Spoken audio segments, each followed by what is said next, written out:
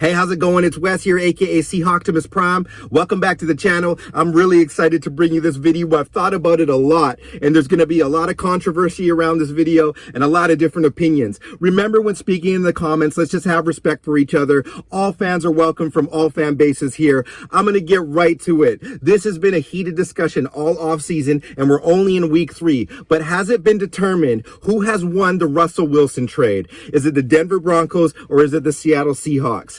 I'm going to come out and say it right now. Over the first 3 weeks of the season, not even into week 3, it's the Seattle Seahawks winning this trade by and far. No, we haven't found a replacement quarterback. No, we do not have anyone as good as Russell Wilson at QB in our situation.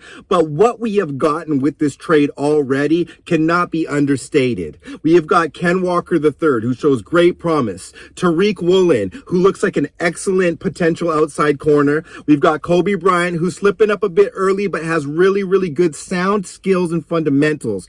2 bookend tackles, Abraham Lucas and Charles Cross at left, who over the first 2 games have been playing really tough teams. Denver D-line, SF D-line, and they've held their own. That cannot be overlooked. We've got Boye Mafe, who's looking very promising, and we've got a slew of other young talent here. Derek Young, Bo Melton on the PS. Those guys haven't shined yet, but right away, with the draft crop that we got in the 2022 draft, it looks like it was worth it on that alone to me, because Russell Wilson's trajectory is no longer on a steady incline. Let me make this clear. I'm one of Russell Wilson's biggest fans in a lot of different ways. I love him as a player. I love that he came in underrated, undersized, and did his thing. And he was the quarterback that was there when we won the Super Bowl. And no matter what anyone tells you, he contributed to that in a monumental way. It's now coming out that he was a little bit kind of favored by the coaching staff, pardon me, or a lot favored by the coaching staff over the defense. KJ and Richard recently had a podcast in which they're explaining the favoritism towards Russell Wilson, and there was bad blood there. You know, that's coming out. But that's part of the game. Lots of money involved, lots of personalities. I can overlook that and just look at the raw business fact of it as to why they tried to push further with Russell Wilson after the LOB got hurt. That kind of makes sense to me, as painful as that is to hear. And I love those defensive players, and I give them all the credit in the world for the Super Bowl run, along with the whole team. It takes a whole team, and I don't even think that they would deny that.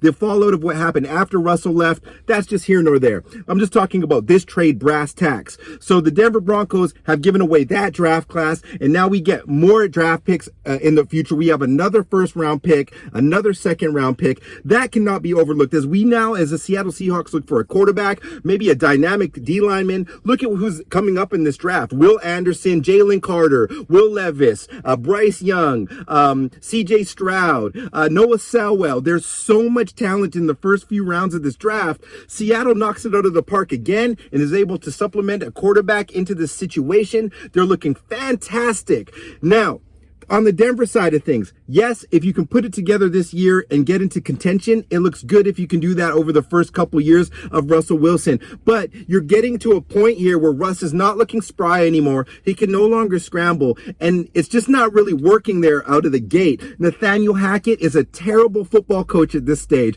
He looks like he has a lot to learn. He's lost out there. Is it possible that Russ went to the wrong situation?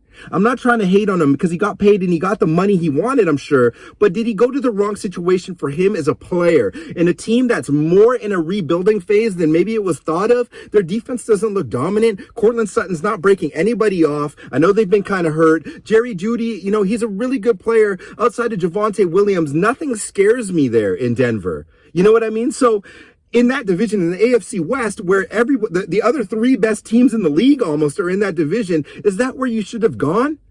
I question it. It's not Seattle, but is that where you should have gone?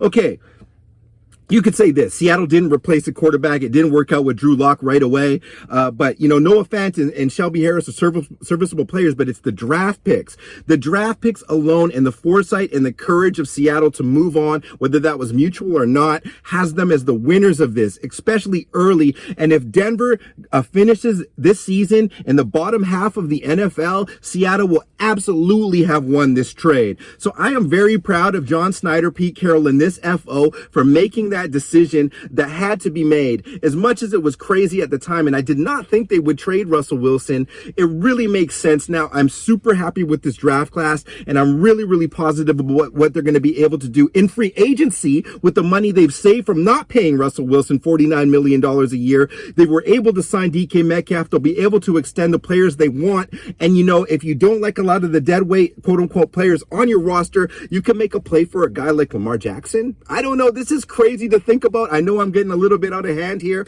but Denver fans, feel free to come in the comments and just crucify me if you have to. But at this point in time, from a non-biased perspective, completely biased perspective, Seattle Seahawks have won this trade. We'll see how the year ends up. But as of today, they absolutely have. You guys tell me what you think in the comments. I know this is a little bit kind of a lopsided conversation for some, but unless Denver wins a Super Bowl with Russell Wilson, Seattle has won the trade because they've gotten 2 years of excellent draft capital and fantastic NFL drafts in which they're learning how to take best player available again. And it looks like we're going to be in contention probably before the Broncos. Much love.